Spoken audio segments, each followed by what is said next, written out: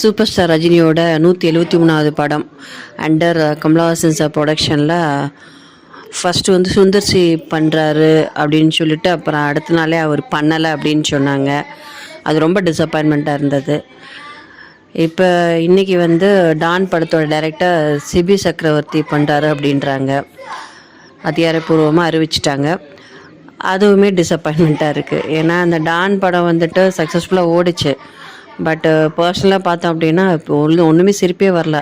ஒரு last half an hour தான் அந்த படம் வந்து ஒரு மெச்சூர் லெவலில் நல்லா இருந்தது.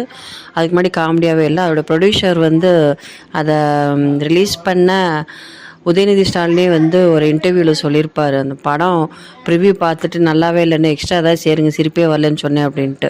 பட் அவரே சொல்லியிருக்காரு, அப்படி சொன்னேன் திரும்பவும் அந்த படம் அப்படி தான் வந்துச்சு, ஆனால் மக்களுக்கு ஏன் பிடிச்சின்னு தெரில, படம் நல்லா ஓடிச்சு அப்படின்னு சொல்லிட்டு அவரே கிண்டல் பண்ணியிருந்திருக்காரு. இது சுந்தர்சியோட ஃபில்ம் ஆல்ரெடி அருணாச்சலம் வந்து ரஜினி சாரோட பண்ணியிருக்காரு. ரஜினி சார் ஃபில்மில் ரிப்பீட்டடாக நான் பார்க்குற ஒரு சில மூவிஸில் இது ஒன்று. நல்ல ஒரு ஃபேமிலி என்டர்டெய்னராக நல்லாயிருக்கும். ஏன் சுந்தர்சியை விட்டுட்டு இவர் சூஸ் பண்ணார் அப்படின்னு தெரில. ஸோ இந்த வீடியோ உங்களுக்கு பிடிச்சிருந்துச்சி அப்படின்னா மறக்காமல் சப்ஸ்கிரைப் பண்ணுங்கள், லைக் பண்ணுங்கள், கமெண்ட் பண்ணுங்கள்.